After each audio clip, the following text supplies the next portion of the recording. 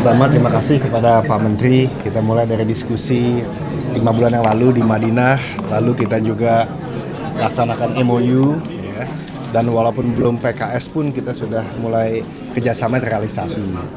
Jadi tadi Bapak sampaikan, Pak Menteri, 250 ribuan, kita mau tingkatkan mendukung pemerintah ke 100 ribuan, mulai dengan 5.000 hari ini.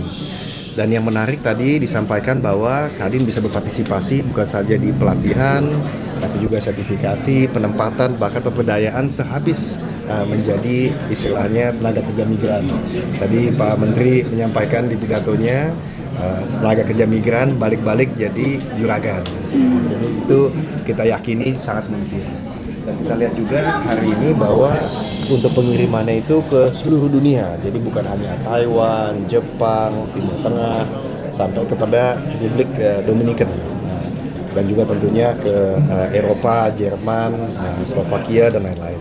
Nah, ini bisa menjadi duta besar Indonesia, tanda kutip, di negara-negara tersebut, karena mereka bukan saja mencari nafkah, mencari pengalaman, tapi juga membuat jaringan.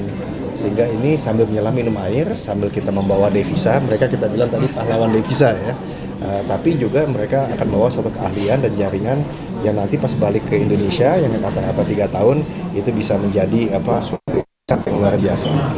Jadi di tengah-tengah orang banyak yang mengatakan bagaimana mengenai efisiensi tenaga kerja yang pasti terjadi karena memang itu adalah keadaan dunia, tapi kita di Kadin kita pernah bersama dengan hal ini Pak Menteri tenaga kerja migran untuk memastikan bahwa adalah cara kreatif lain, dan ini salah satu cara yang kreatif, inovatif, dan konkret.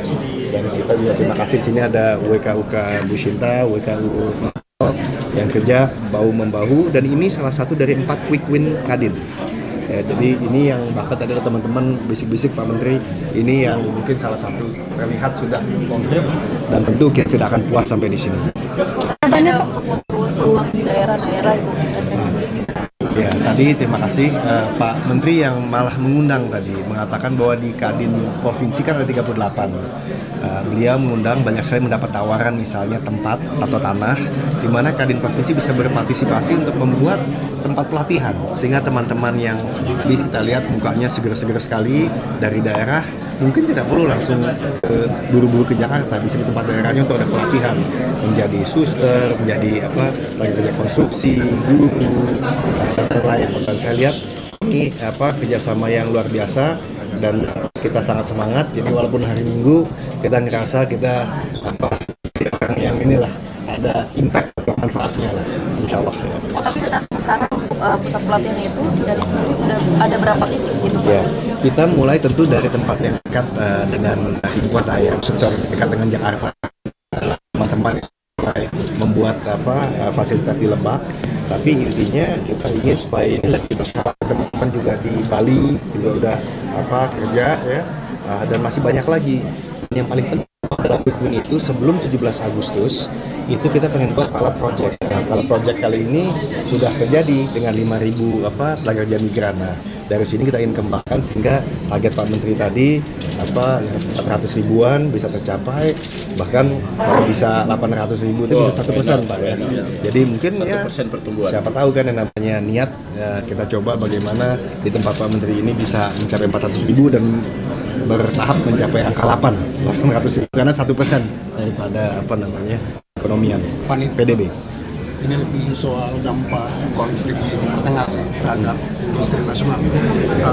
Proyeksi ini seperti apa, Pak?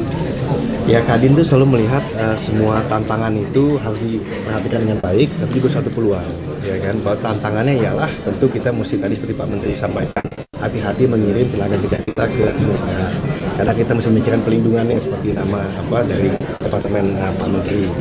Nah, juga kita melihat bahwa bagaimanapun juga sama seperti pabrik pasti akan ada relokasinya, ya kan. Nah, di sini kita melihat tenaga kerja ini juga dibutuhkan di mana-mana karena pasti ada pertumbuhan di tempat lain. Tapi bukan berarti kita khawatir semena-mena bahwa Timur Tengah itu tidak ada jalan keluarnya. Kita sudah melihat ini kan juga berpuluh-puluh tahun, bahwa dengan yang penting tadi Pak Menteri sampaikan prosedural, hati-hati.